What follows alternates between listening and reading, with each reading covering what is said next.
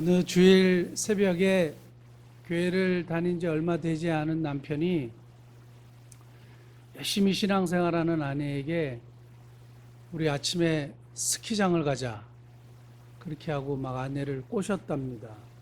그러니까 아내가 주일이니 일부 예배라도 드리고 스키장을 가야지 그냥 가면 안 된다 그랬더니 그럼 일부 예배 드리고 가자. 애들을 그래서 막 깨워서 교회로 이제 차에 딱 타서 이제 교회로 가는 척 하다가 스키장으로 돌렸어요.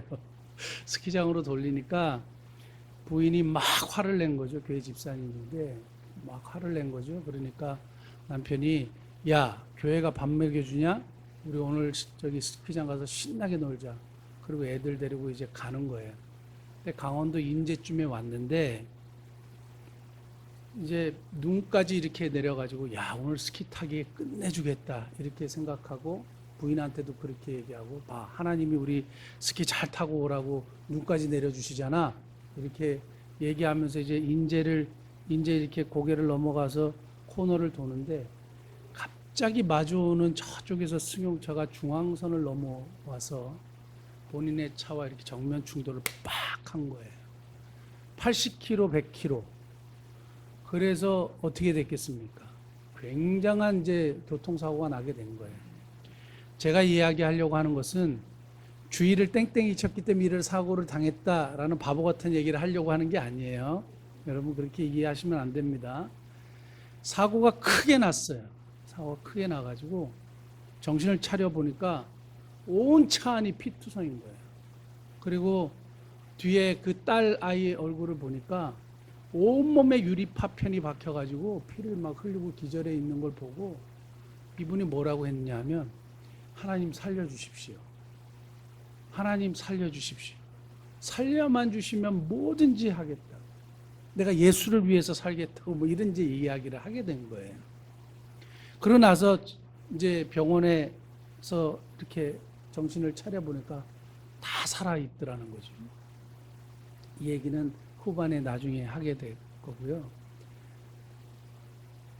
이분이 기인하지 않고 이분이 발생한 일이 아님에도 불구하고 예기치 못한 어려움이 갑자기 찾아올 수 있어요. 이게 뭐 주의를 땡땡이 쳤기 때문이 아니고 모든 사람에게 이러한 갑작스러운 예기치 못한 어려움이나 문제나 사건이 발생할 수 있다는 걸 말씀드리는 거예요.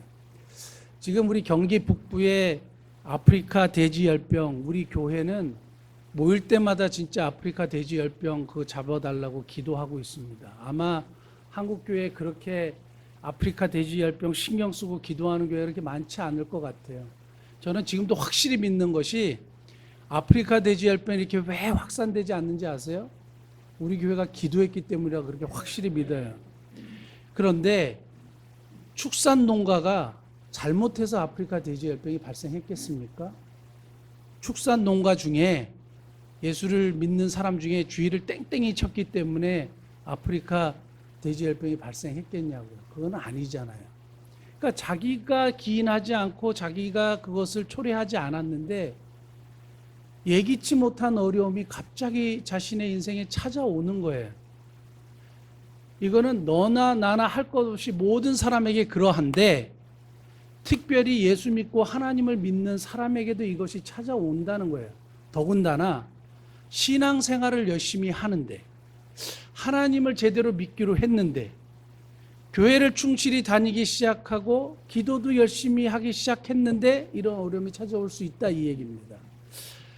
아까 초반에 말씀드렸던 그 교회 여집사님 남편의 이렇게 핸들을 꺾어가지고 스키장으로 돌아가는 것 때문에 사건을 당했지만 이 여집사님의 입장에서 보면 굉장히 당황스러운 거죠. 왜냐하면 주일 예배 열심히 드리고 기도 열심히 하고 남편이 주님 앞에 돌아오기를 위해서 최선을 다해서 또 남편 설득하고 전도하고 아이들 교회 보내고 신실하게 신앙생활을 했는데 어느 날 갑자기 교통사고가 딱 나 있는 거예요. 제가 오늘 이 말씀을 왜 드리냐 하면 아사라는 유다의 선한 왕이라고 인정받는 왕이 굉장히 선한 정치를 폈어요. 어떤 일을 했는지 잠깐만 한번 살펴보면 오늘 본문 14장 2절에서부터 5절 말씀 한번 보시겠습니다. 성경 찾기 어려운 분들은 스크린을 보시면 되겠고요. 아사가 그의 하나님 여호와 보시기에 선과 정의를 행하여 3절 이방 제단과 산당을 없애고 주상을 깨뜨리며 아세라상을 찍고, 그러니까 우상 숭배를 척결했다 이 말입니다. 4절 기가 막힌 말씀이 나와요. 유다 사람에게 명하여 그 조상들의 하나님 여호와를 찾게 하며 그의 율법과 명령을 행하게 하고, 유다 사람들이 우상을 숭배했는데 하나님을 믿도록 선한 정치를 폈다 이거죠. 그러면 이거는 하나님께 칭찬받을 일이죠. 그리고 축복받을 일입니다. 그러지 않습니까? 그래서 잠시 평화가 찾아왔는데 문제는 그 다음 사건이에요. 그 다음에 구스 사람 세라가 100만 명이나 되는 대군을 이끌고 300승이나 되는 병거를 이끌고 유다를 침공한 거예요. 이거 굉장히 갑자기 심각한 문제가 초래되는 거예요. 나라의 존폐가 결정되는 문제고, 당시의 전쟁은 완전히 죽든지 처참하게 죽든지 노예로 끌려가든지 이거밖에 없어요. 그러니까 어떻게 되겠습니까? 100만 대군을 이길 수 있는 힘이 자기들에게 없다는 거예요.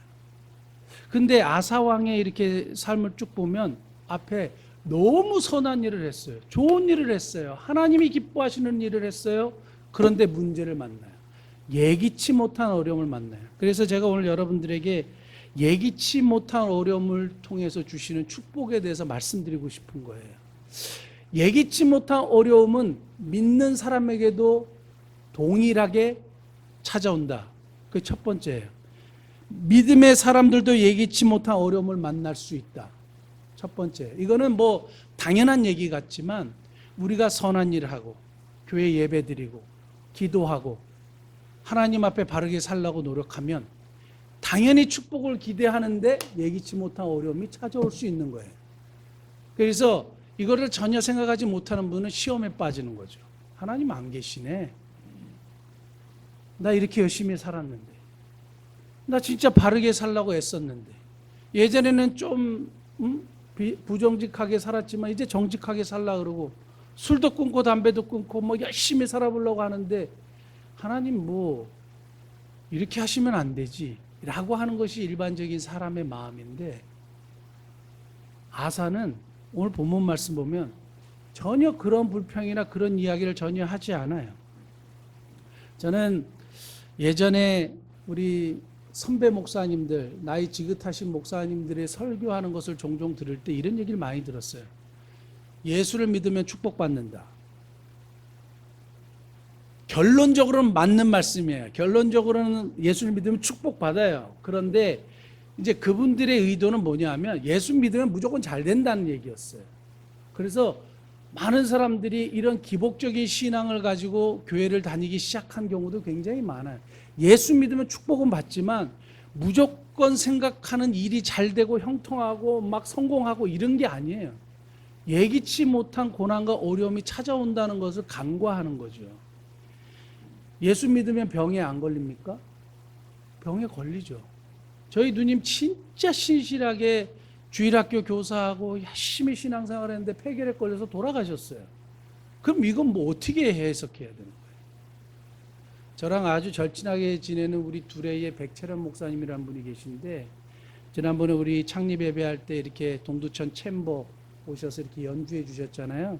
동두천 챔버 만드셔서 하시는 아주 훌륭한 분이에요. 아주 예전에 뭐 굉장히 잘 나갔던 분인데 지금 목사님이 되셔서 두레에서 열심히 이렇게 음악으로 봉사하시고 또 목사로서 성도들에게 하나님 말씀 가르치시고 바르게 어떻게 하면 양육하기 위해서 기도하고 새벽기도 빠지지 않고 열심히 신앙생활하고 목회생활하고 음악생활 하시는 분이에요. 근데 얼마 전에 연락 왔어요. 간암이라고. 그래가지고 시술을 해서 그 혹을 떼어냈는데요. 신실하게 신앙생활하는 분에게 왜 이런 일이 오냐고. 누구도 피해갈 수 없어요. 예기치 못한 고난은 누구에게나 찾아오는 거예요. 특별히 믿음의 사람이라고 신실하게 산다고 정직하게 산다고 하나님 앞에 정말 예배 잘 드린다고 늘 이런 것이 슉슉슉 피해가는 게 아니에요. 제가 이 말씀을 드리는 이유는 믿음의 사람들도 예기치 못한 어려움이 찾아온다라는 사실을 확실히 이해하시고, 두 번째, 이게 있어요. 믿음의 사람들에게는 예기치 못한 어려움을 통해 주시는 축복이 있다 이거예요. 예기치 못한 어려움을 통해 주시는 축복, 하나님을 경험하게 된다 이거예요. 하나님의 역사를 경험하게 된다 이거예요. 믿음의 사람들, 신실하게 하나님을 섬겼던 사람들도 이 어려움과 난관을 피해갈 수 없는데, 그런데 믿음의 사람들에게는 하나님이 복을 주시는데, 어떤 복을 주시느냐? 하나님을 만나게 하시고 하나님을 경험하게 하신다는 거예요. 오늘 아사는 정말 바르게 살았어요. 그리고 선한 정치를 폈는데 예기치 못한 어려움, 잘못하면 끝장나는 문제에 딱 부닥치게 된 거예요. 그런데 아사가 하나님을 경험하게 되는 놀라운 역사를 만나게 되는데, 하나님의 역사를 경험할 때 나타난 세 가지 요소 말씀드릴게요. 하나님 예기치 못한 어려움을 통해 주시는 축복은 하나님의 역사를 경험하게 되는데, 하나님의 역사를 경험하기 위해 필요한 요소 세 가지, 오늘 본문을 통해서 주시는 거예요. 첫 번째, 11절 말씀. 아사가 그의 하나님 여호와께 부르짖어 이르되, 아까 초반에 말씀드렸던 교통사고 당했던 분도 동일하게 이 예기치 못한 어려움에 하나님 살려주십시오 하고 부르짖었어요. 오늘 아사도 예기치 못한 이 사건 속에 등장하는 것은 부르짖는 신앙이에요. 부르짖는 신앙은 신앙의 제1원칙이라 그랬어요. 부르짖는 하나님의 백성, 응답하시는 하나님. 부르짖는 신앙, 이게 첫 번째 요소예요. 이스라엘 역사를 쭉 살펴보면, 잘 보십시오. 성경을 한번 잘 보시면 출애굽할 때 이스라엘 백성들이 너무 고난이 심해서 이제 더 이상 자기의 힘으로 할 수 없었어요. 그러니까 하나님께 살려달라고 부르짖었을 때에 하나님이 모세라는 해결책을 허락하시고 출애굽의 역사가 일어났어요. 사사시대에 보면 이스라엘 백성들이 하나님을 떠나서 우상 숭배하고 하다가 이제 자기가 지배했던 민족이 아니라 그 지배받았던 민족이 더 힘이 세져갖고 자기들을 지배하고 약탈하고 수탈하니까 너무 힘에 겨운 거예요. 그럴 때 하나님 도와주십시오 하고 부르짖었을 때에 사사를 세워서 구원하시는 역사가 일어났단 말이에요. 그러니까 부르짖는 신앙, 이게 첫 번째 요소예요. 하나님을 경험하기 위해서 꼭 필요한 요소, 첫 번째, 부르짖는 신앙. 두 번째요, 하나님을 향한 확고한 믿음이요. 하나님을 향한 믿음. 프랑스의 수도사 중에 한 분이 하나님을 믿는 사람에게 가장 힘든 게 뭐냐? 하나님을 믿는 거다 그랬어요. 하나님을 믿는 사람에게 제일 힘든 게 뭐냐? 하나님을 믿는 거다 그랬어요. 그래서 저는 이게 왜 그럴까 해서 이렇게 한번 생각을 해보니까 우리들의 삶을 봐도 똑같아요. 하나님을 믿고 신실하게 하나님 의지하고 아멘 하는데, 현실에 예기치 못한 어려움이 오거나 문제가 발생하거나 내 몸에 이상이 생기거나 하면 좌불안석 어떻게 할지를 몰라요. 두려워하고 걱정하고 염려하고. 경제적으로 한번 꼬여보세요. 경제적으로 꼬여보신 분들 보면 이건 뭐 걱정이 말도 아니에요. 어느 날 밤에 아내가 저랑 얘기를 좀 하자고 그러더라고요. 심각한 얼굴로. 그래서 밤에 이제 방에 앉아가지고 얘기를 하는데, 자기가 일을 그만두기로 했대요.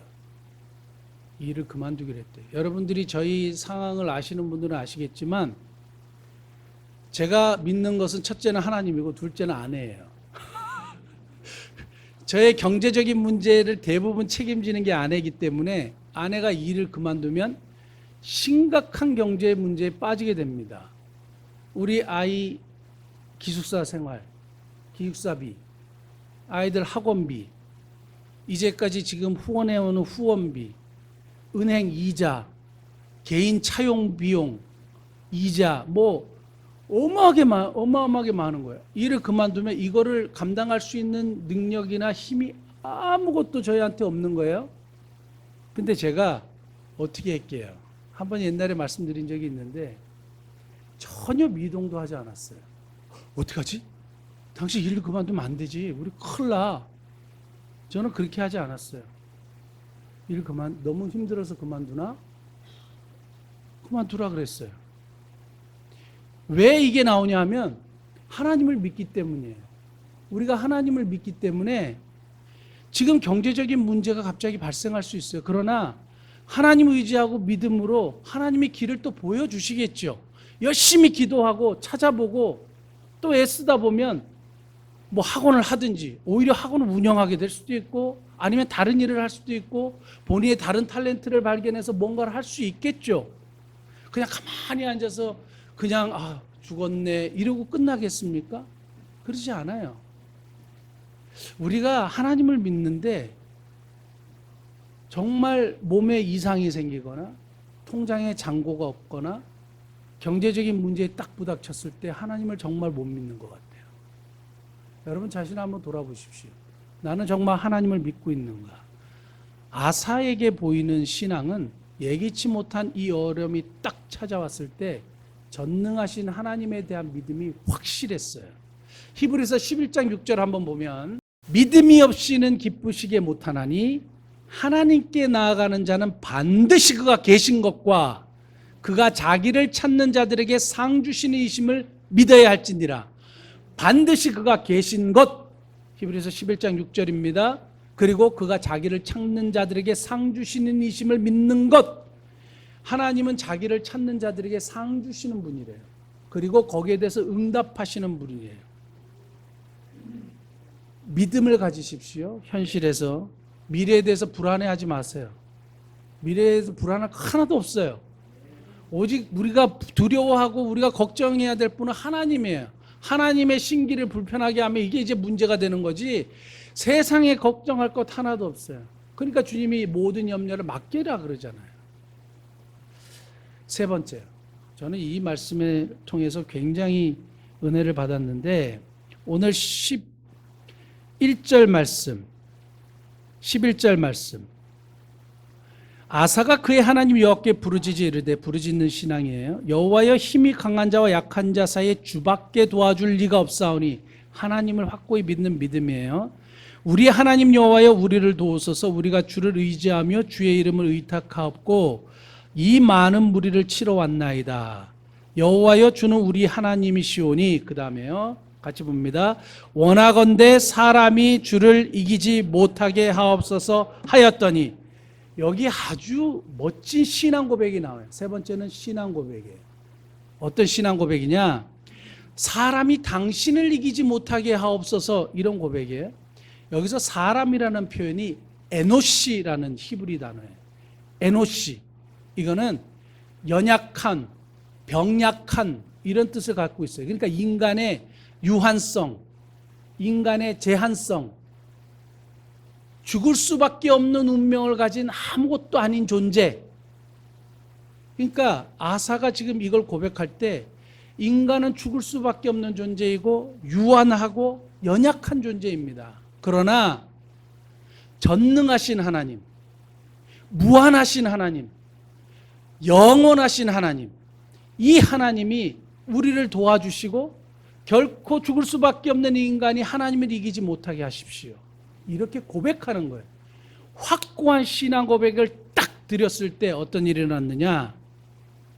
12절 여호와께서 구스 사람들을 아사와 유다 사람들 앞에서 치시니 구스 사람들이 도망한지라. 사실은 현실로 보면 유다 사람들이 도망해야 되는 게 사실인데 부르짖는 신앙이요. 하나님에 대한 확고한 믿음이요. 하나님에 대한 확고한 신앙 고백이요. 하나님을 온전히 신뢰하고 의뢰했더니 하나님이 이기게 하셨어요. 정말 놀라운 일입니다. 아까 그 교통사고를 통해서 그 하나님 살려주십시오 부르짖었던 그분이 누구냐? 여러분들도 아마 들으셨을 거예요. 고구마 전도왕 김기동 목사님. 지금 목사님 되셨어요, 그분이요. 결국 이 교통사고를 통해서 하나님을 만나게 된 거예요. 하나님이 살아계셨다는 것을 자기도 자기 가족들을 살려주신 하나님 앞에 무릎을 꿇게 되고 하나님을 믿게 되고 결국 이것을 계기로 예수님을 구주와 주님으로 영접하시고 지금은 목사님이 되셨어요. 그리고 여기저기 전도 집회 많이 하고 다니시고 지금은 이제 LA에서 교회를 하고 계십니다. 예기치 못한 어려움을 통해서 주시는 축복은 하나님의 역사를 경험하게 돼요. 이 하나님의 역사를 경험하기 위한 세 가지 요소 꼭 기억하십시오. 부르짖는 신앙, 하나님을 향한 확고한 믿음, 온전한 신앙 고백이요. 그 다음에 세 번째요. 예기치 못한 어려움을 통해서 주시는 축복은 뭐냐? 풍성함과 영향력이에요. 사람들이 제일 갖고 싶어 하는 게 뭔지 아세요? 풍성한 삶. 맞습니까? 그리고 사람들이 정말 원하는 게 뭔지 아세요? 영향력 있는 삶이에요. 그런데 오늘 본문 말씀 13절 한번 볼까요? 13절. 아사가 그와 함께한 백성이 구스 사람들을 추격하여 그랄까지 이름에 이에 구스 사람들이 엎드러지고 살아남은 자가 없었으니 이는 여호와 앞에서와 그의 군대 앞에서 패망하였습니다. 그 다음에 같이 볼까요? 노력한 물건이 매우 많았더라. 노력한 물건이 매우 많았어요. 예기치 못한 어려움이 찾아왔는데 이 예기치 못한 어려움에 하나님을 전폭적으로 의지하고 하나님을 믿는 믿음으로 온전한 신앙 고백으로 나아갔더니 승리하게 되고 풍성한 수확이 생긴 거예요. 그냥 일을 해서 벌었으면 이 돈을 벌지 못했을 텐데 이 예기치 못한 어려움으로 나타난 결과가 풍성한 수확이에요. 그 다음에 14절. 여호와께서 그날 사면 모든 성읍 백성을 어떻게 하시니? 두렵게 하시니. 영향력이에요. 영향력. 사람들이 유다 백성들을 보고 두려워하는 거예요. 세상이 하나님의 백성을 보고 두려워하는 거예요. 이 영향력이 어디서 생겼느냐? 이 예기치 못한 어려움을 통해서 하나님이 주신 거예요. 모든 사람들이 제일 갖고 싶은 것이 영향력과 풍성한 수확이에요. 여러분들 그걸 갖고 싶으시죠? 그러니까 우리는 이제 알아요. 뭘 아느냐? 예기치 못한 고난이 찾아오고 어려움이 찾아올 때도 두려워하지 않을 수 있어요. 왜냐? 예기치 못한 고난을 통해서 어려움을 통해서 하나님은 우리를 축복해 주시기 때문에 하나님을 만나게 하시기 때문에 하나님을 경험하게 하시기 때문이고 풍성한 수확과 영향력을 우리에게 허락하시기 때문이에요. 이 얘기만 하고 마칠게요. 야, 여기서 딱 끝나면 너무너무 좋은데 한 가지 안타까운 게 있어요. 풍성한 수확과 영향력을 주셨잖아요. 근데 이 아사가 이 풍성한 수확을 어디다 쓰는지 아세요? 전라도 사투리로 엄한데 사는 거, 엄한데. 엄한데 이걸 사용해버려요. 잊지도 않을, 걱정하지도 않을, 지난주에 말씀드렸듯이 북쪽의 바하사가 너무너무 두려워가지고 구덩이를 파는데 이 비용을 사용해요. 또 이 바하사가 건축한 성을 괜히 두려워가지고 옆 동네 아람왕 베나닷에게 이 재물을 다 줘요. 그리고 쟤네들 좀 격파시켜 주세요. 이랬단 말이에요. 자기에게 주신 풍성한 수확을 자기가 생각하고 자기가 원하고 자기가 성취하고 싶어하는 일, 안 해도 되는 일, 이런 일에 이걸 다 써버렸어요. 그러니까 하나님이 그를 책망하시는 거예요. 그런데 이스라엘에 가장 영향력이 있었던 인물이 누구냐? 다윗을 꼽습니다. 다윗을 꼽는데 비슷한 상황이 있어요. 많은 재물을 자녀와 아이가 다 잡혀간 이야기를 제가 수도 없이 말씀드렸죠. 사무엘상 30장에 자기 아내와 자녀가 아말렉 족속에 다 잡혀가서 결국에는 이걸 다 찾았어요. 다윗에게도 예기치 못한 어려움이 갑자기 찾아온 거예요. 그런데 이 예기치 못한 어려움을 극복하고 결국에는 아말렉 족속을 쳐서 승리하고 아말렉 족속에 찾아가서 자녀와 아내를 찾아오는데 아말렉 족속이 그동안 얼마나 많은 곳을 약탈을 했든지 어마어마한 전리품이 있는 거예요. 이걸 다윗이 다 가지고 오는 거죠. 이걸 가지고 와서 어떻게 했느냐? 사무엘상 30장 한번 볼까요? 26절에서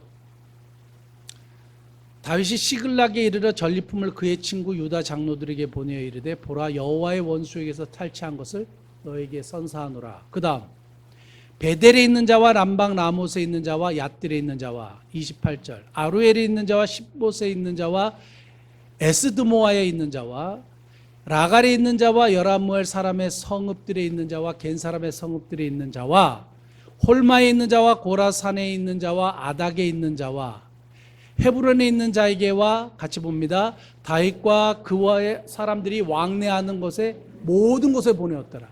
다윗은 하나님이 나에게 주신 것이기 때문에 나눴어요. 이게 나눴는데 어떻게 됐느냐? 다윗의 영향력이 더 커졌어요. 결국에 이것을 받았던 사람들이 다윗을 왕으로 세웁니다. 그러니까 하나님이 주신 영향력, 하나님이 주신 풍성한 수확은 어디다 써야 되느냐? 나누는 데 써야 돼요. 저는 그런 차원에서 우리가 지금 작은 것, 그렇지만 우리는 풍성하게 받았다고 생각하고 우리가 선교를 시작했습니다. 교회를 창립하자마자 선교를 시작했고 우리가 구제를 시작했어요. 그래서 소망의 집에 큰 돈은 아니지만 늘 구제해서 헌금을 보내고 그리고 우리가 가서 봉사를 하고 하나님이 이걸 너무 기뻐하신다고 확신하는 거예요. 또한 오늘도 우리 집사님 기도해 주셨지만 판디의 블라칸이라는 빈민촌 지역에 교회를 세우잖아요. 우리 작은 교회, 작은 선교회에서 이것을 사실 할 수가 없는 일인데 여러분들이 함께 동참해 주시고 하셔서 이제는 교회를 세우게 될 거예요. 제가 18일 날 필리핀에 가는데 계약하러 가요. 뭘 계약하러 가느냐? 그 빈민촌 그 빈민집 두 채 명의를 사는 거 계약하러 가기로 했어요. 그래서 그걸 해서 거기다 예배당을 만듭니다. 예배당을 만들면 교회가 세워지는 거죠. 우리에게 주신 풍성한 것을 나누는 거예요. 그러면 더 풍성해지는 거예요. 더 하나님의 은혜를 경험하는 거예요. 지난번에 좀 이런 말씀을 드리기가 살짝 고민이 됐습니다. 고민이 됐지만 지난번에도 그랬고 제가 필리핀 선교 과거에는 굉장히 부정적인 이미지를 생각을 했는데 순수한 마음으로 선교해야 되겠다 생각을 했을 때에 우리 아는 분을 통해서 교회에 헌금이 들어왔어요. 헌금을 들어왔어요. 선교를 생각하고 이분들에게 복음을 전해야 되겠다 했을 때 큰 헌금이 한 번 들어왔어요. 하나님이 기뻐하신다는 게 막 확신이 딱 드는 거죠. 이번에도 이번에 필리핀의 블라칸 지역에 우리가 지금 교회를 세우려고 하는데 이걸 언제 하지?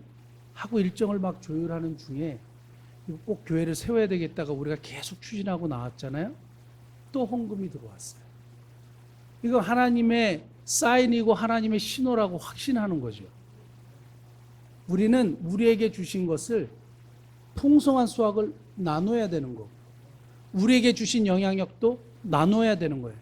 그때 하나님의 역사와 하나님의 은혜가 더 풍성하게 일어나는 것이고 우리의 영향력이 더 커질 거라고 확신하는 겁니다. 사랑하는 성도 여러분, 예기치 못한 어려움이 우리에게 닥칠 때 우리를 축복하시는 하나님, 하나님을 만나게 하시는 하나님, 하나님을 경험하게 하시는 하나님, 결국에는 풍성함과 영향력을 허락하시는 하나님 믿고 나아가시는 저와 여러분 되시기를 예수님으로 축복합니다. 기도하시겠습니다.